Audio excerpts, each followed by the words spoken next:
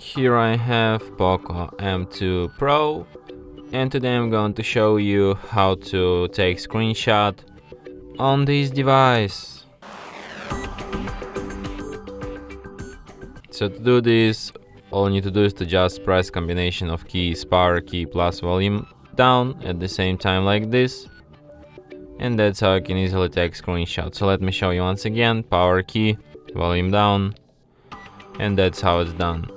So one last time: power key, volume down, and screenshot will be taken. You can find your screenshots in gallery in the album called screenshots, and here they are. And from here you can share, edit, favorite, delete your screenshots, or perform other actions from this list. And that's it. Thanks for watching. If you find this tutorial useful, don't forget to hit that like button and subscribe to our channel.